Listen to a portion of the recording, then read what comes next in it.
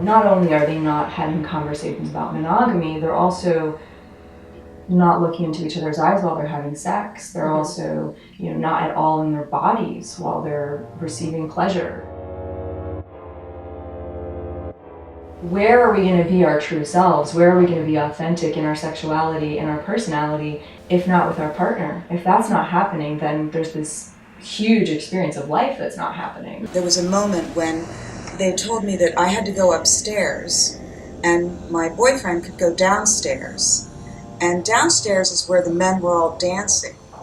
And upstairs was where the women in their wigs and covered up completely just had to watch.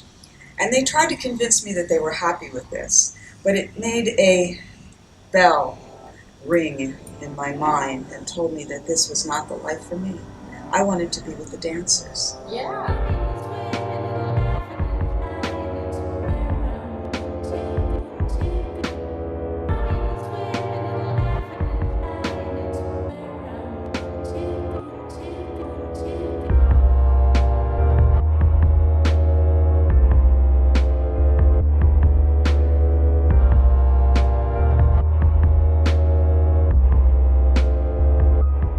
In episode 1, we journeyed to Nevada to visit the legalized brothels and to talk to the sex workers as part of our journey to uncover why sexual pleasure has taken a back seat in so many people's lives. We spent time in Las Vegas, also known as Sin City, a city that caters to our vices, our guilty pleasures, whether it be gambling, money, or sex.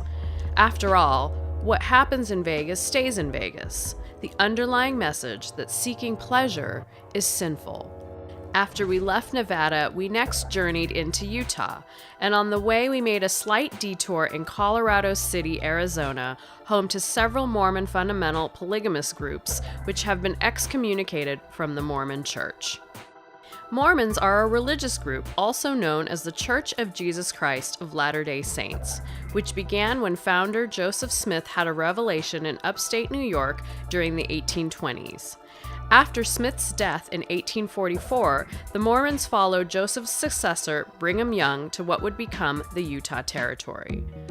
The center of Mormon cultural influence in North America is in Salt Lake City, Utah. The word Mormon is often associated with polygamy or plural marriage, which is one man having several wives. But this practice was actually renounced by the LDS Church in 1890. Today, polygamy is not part of being Mormon and is practiced only by people that have broken off from the church. These people are an underground subgroup of fundamental Mormonism who in present day still practice polygamy. Polygamy is illegal in the U.S., and these fundamental Mormon polygamous communities lie hidden in a quiet frontier town of Colorado City on the Arizona-Utah state border.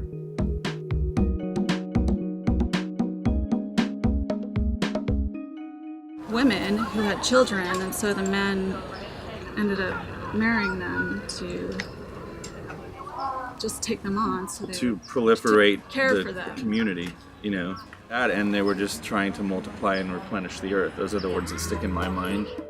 Leaving a land of sinful pleasures, we traveled through the desert into a world where pleasure is in fact viewed as sinful, a world which exists right next door in the expansive American Wild West. Colorado City is a town in Mojave County, Arizona, United States, and is located in a region known as the Arizona Strip. According to the 2014 Census Bureau, the population of the town was 4,799 people. At least 3 Mormon fundamentalist groups are said to have been based here. Our reception was less than lukewarm in this small secret community not designed for visitors. There are no restaurants nor hotels along the strip. The giant houses, which are more like compounds, which house several wives and all the children, are mostly hidden with tall, 6-feet-high fences around them. Though I was fascinated by this community, the isolation felt scary. People hid when they saw us drive by. And at one point, cameraman Chris Knitter and I even felt like we might have been being followed. Needless to say, we were a little scared, and so we hightailed it out of there as soon as we could. So where are we, Mo? Give me some. Colorado City, Arizona. Just Give me 1 second, I'll look at a map. Is that the prophet's house up on the hill? They all have privacy fences in the front of their yards. Right. We have to go right. This feeling pretty lost. I just need to calm down. I'm really freaked out. So it's really... Stop.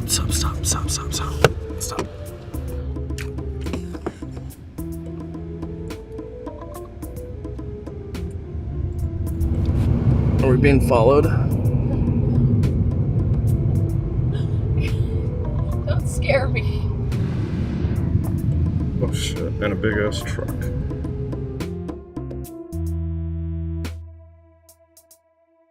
In the news, just a few weeks after our frightening wake-up call in Colorado City, Warren Jeffs, well-known leader and self-proclaimed prophet in the fundamental polygamous community, was sentenced to life in prison for sexual assault on minor girls, forcing 11 to 14-year-old girls to marry their first cousins and engage in non-consensual sex, forcing himself on them in the name of God. He claims to believe he is doing the right thing. Thankfully, Warren Jeffs was caught, and he is currently spending a life term in prison. Yes, this is a good reminder that religious fundamentalism exists right here on American soil, and how people often interpret the word of religion to justify extreme practices. And this holds true whether they practice that religion right here in America or in other parts of the world. Since our visit, many have fled polygamy, and the stories have been horrific, such as young women being forced to marry first cousins at the age of 14, and then succumbing to feelings like jealousy and depression as their husbands took in and impregnated his younger wives time and time again. What stood out to me the most was not just the abuse that started when they were very young, and the utter lack of consent even into adulthood, was the shocking way that religion was used to justify the abuse. The religious right uses specific passages in the Bible to justify their cause, and they have to delete other passages. And the extremists, The fundamentalists. yeah, what they quote from the Quran, which is our book, what they quote from there, it's their interpretation. It's taking something and putting meaning that fits with what you're trying to achieve. It's not accurate. Nowhere in Islam do you kill others or hurt others to prove yourself as a Muslim. Because yes, while these extremists do exist, it has been my experience as a sex therapist that a lot of trauma stems from shame, guilt, and misinformation from the teachings of religion, whether it's fanatical or not. Too many people who feel ashamed or guilty about feeling pleasure. And this led to my further exploration. I wanted to shed light on how religion plays a role not just in our sexual lives, but in our overall well-being and mental health. Where were you living at the time? In American Fork, Utah, Okay. which is, it's just north of Provo, south of Salt Lake. Okay. Kind of sandwiched in this, what is called Happy Valley, Utah, a population that at the time was well over 90% Mormon, raised Mormon. Some of my first memories as far as role of sexual identity in a Mormon community, that my next door neighbors had in their house the S word, and that was sex, and if you said sex, you were in trouble by parents to the degree of being grounded. It was something that you just didn't talk about. My parents never talked to me about sex. Never? Never. The only thing I knew, and I don't even know if it was from them, but all I knew is that it was wrong, And how I found out was probably the same way a friend had Playboy or something, and it was like, let's figure it out on my own. A lot of religions are very anti-sex. All religions have a certain kind of focus on controlling sex. But I think there's also just a lot of fear in the spiritual community to talk about or look at that stuff. And it's really too bad because it's such a big part of being human, and it's such a powerful spiritual path. Not only is sex not talked about, but is often punishable, a conditioning which starts from a very young age and perpetuates into adulthood. This lack of information may often lead to many maladies, including, but not limited to, sexual dysfunction in adulthood, or even just the inability to talk about sex in seemingly mature adult relationships. There are many myths, misinformation, and downright incorrect information that many are given from a very young age. Abstinence is often the main form of sex education in many religions, which touts that one shouldn't be having sex before marriage, and even then should be doing so only for procreation. I remember when I was 7 years old experimenting a lot with friends sexually, and I just remember thinking, because you get baptized when you're 8 and you're removed of all your sins, which is what sins do you have before you're 8 years old. But I remember thinking, oh, once I'm baptized, I've got to stop this, I've got to stop it. And then after I was baptized, I would do it occasionally, and then I'd feel horrible guilt. But it was made to be a very public kind of shaming. If you, as a young man, masturbated, the expectation was tell the bishop, and then the bishop would tell your parents, and your parents would talk to you. It was this hugely embarrassing ordeal. And you were made to feel like you were the only person on the planet that if you masturbated at all, it was this singular atrocity. But they did put so much pressure on, sex is wrong before marriage, masturbation's so wrong. How are you not to feel guilty? There's a lot of brainwashing. So there were two parts of it. There was the shame part, and then it would be described as, once you start, it is like a deadly disease that is going to ensnare you. You will become dysfunctionally addicted. Your life will go on hold.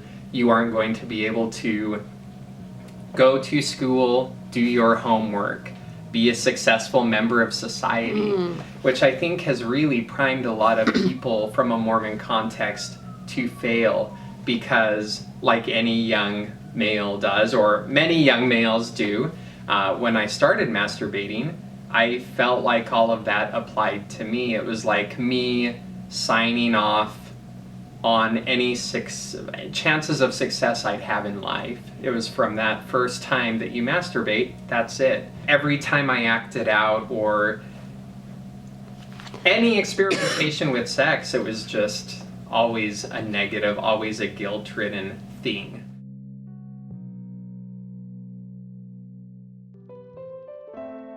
But it's not just sex and masturbation that are considered immoral. Homosexuality is considered an even bigger transgression, and is often one which far-right religious communities attempt to fix with therapy. In the Christian community, this type of therapy is known as reparative therapy or conversion therapy, and many religions have their own version of it. Not only is this therapy unsupported by the American Psychiatric Association, homosexuality was also renounced by mental health communities in 1973. And in 2015, President Barack Obama made a plea to put an end once and for all to the use of therapies intended to change sexual orientation. Men don't touch other men. That even like from a father to a son, it was like, you don't receive hugs from others. So I did go to therapy for a while, because I was told to not shower for too long. Don't take warm showers because it would be too comfortable in the shower. And talking about things like masturbation, like if you're too comfortable, the chances are you will masturbate. And I was also encouraged to avoid looking down at my genitals in the shower, that would maybe be too arousing, keep everything from the waist up. All you need to do is get married, and it's gonna fix you. Most religions push a very heteronormative view of sexuality and gender, and this is deeply conditioned into most people. However, sexuality and gender are fluid and cannot be fixed to a static form with therapy. Most people are aware of a wide variety of sexual feelings and the limited norms created by society, which lend to deep feelings of not fitting in from a very young age. When did you first know that you were trans? Well, definitely when I was 8, 9 years old. I knew back then my grandmother was dressing me as a boy, and I just knew that something was incredibly wrong. Because I always wanted to look pretty and wear dresses and stuff like that. And I grew up with a lot of fear. Yeah. My grandfather was very racist, homophobic, you know. Old school. Very old school Italian. It was like I didn't know if I was, you know, gay, bisexual. There wasn't even really a word trans. Islam accepts all people. And if you read excerpts from the Quran, you can find things that would say gay marriage is unacceptable, but you can also find things that would say gay marriage is acceptable. So it's basically reading something and interpreting it yourself. There are a lot of people in the Muslim religion that think it's unacceptable. It doesn't lead to procreation, therefore it doesn't fit. While some individuals and couples do seek out sex therapy to help them in becoming more healthier, sexually functioning, and open adults, religious trauma is something that myself and many mental health professionals have to be sensitive about as well, particularly when it comes to sexuality. The unfortunate truth is that many do not seek out therapy, or they may use it as a last resort. Not only is there a stigma around seeking help for mental health, there is much shame in admitting one might have a lack of knowledge or even trauma around sexuality. In fact, something that I specialize in is treating victims of religious sexual abuse. People whose sexuality has been harmed, destroyed perhaps, warped by a strict religious anti-sex upbringing. Basically really unhappy and miserable and very confused, and didn't feel like I was born with the right machine, you know what I mean? From my soul. And this is not blown up, it's not dramatized, this is the truth. Went to the garage and I grabbed garden pruners, big like shears.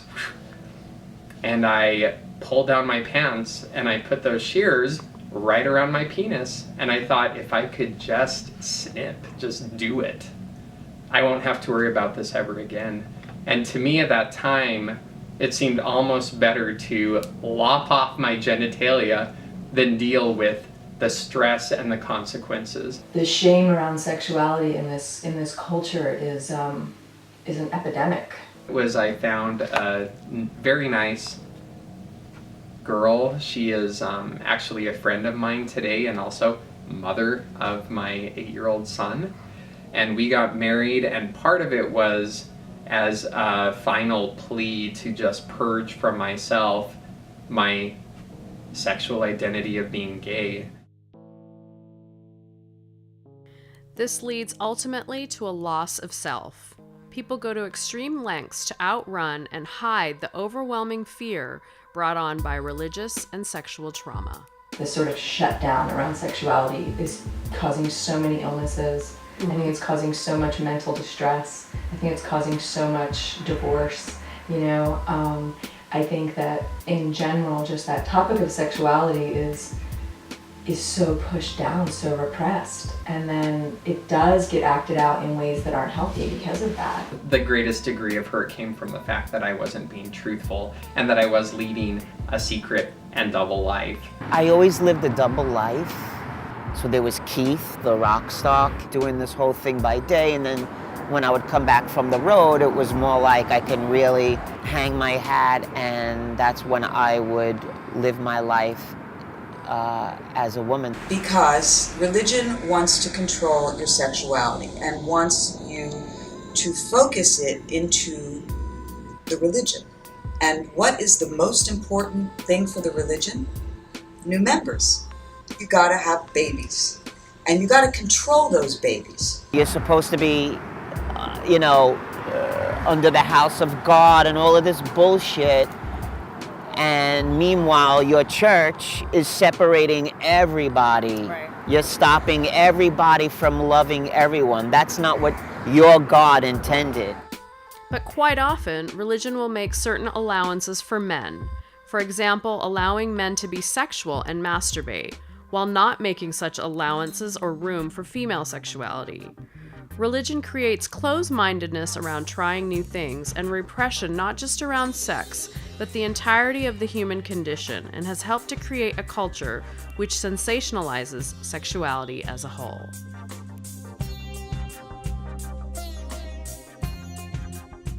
Because I think it's the same thing we were talking about. When something's taboo, when something's off the table, when you can't do something, it puts it on a pedestal, puts it on a different level. Yeah. And therefore it becomes intriguing, yeah. It becomes fascinating. Yeah. Here's where religion comes in to really repress the women. They do say that men can't masturbate, but they also say, hey, you men, you are sexual creatures, and that's how you are, and you're supposed to be. It's difficult to control, but you are sexual and you need to control. Now with women, they say, you're not really a sexual creature. You are, if you're a good girl, you don't even feel sexual. You're a mother. You are supposed to be a mother. You are supposed to care about love. You are supposed to care about your family. You are supposed to care about pleasing people. You're not supposed to even think about orgasms or your own pleasure. Religion doesn't teach the purpose of spirit having a human experience. You know, it's bullshit. It's just like everything else. The politicians, it's a game. It's a money game. And the funny thing is that if you get into the statistics of all the different kinds of porn that's being watched, all the transsexual porn and all the gay porn, the most views are all in like South Carolina and Alabama and Arkansas and Kansas and all of these Bible Belt, white America fucking places where they're the first people to, you know, tell a gay couple they can't be married. From porn and prostitution, abortion, masturbation, to sex education, homosexuality, and sex before marriage, it does seem like many, if not most, religions see sex and pleasure as sinful and sacrilegious, and therefore are still very much in control of various aspects of our sexual lives, as they create varying degrees of shame in people, often with larger consequences as well. While a little faith never hurt anyone, the main damage is done when faith-based practices are used to spread deceit, lies, misinformation, and manipulate to control and cause harm to others. Today, polygamy is dying out in the Wild West. With the outing of much abuse, many lost boys and girls have left polygamy. I made one final stop to Colorado City a few years later to meet with Tanya Tewell, who runs an organization called Holding Out Help, helping those who have left polygamy get a fresh start. And this time, it was not so scary. This time we were met with open arms and smiling faces. They've created a community center that has like internet, it has some maybe counseling services, a place for people to come and just be social and get some resources and maybe meet some other people to maybe help them with their journey.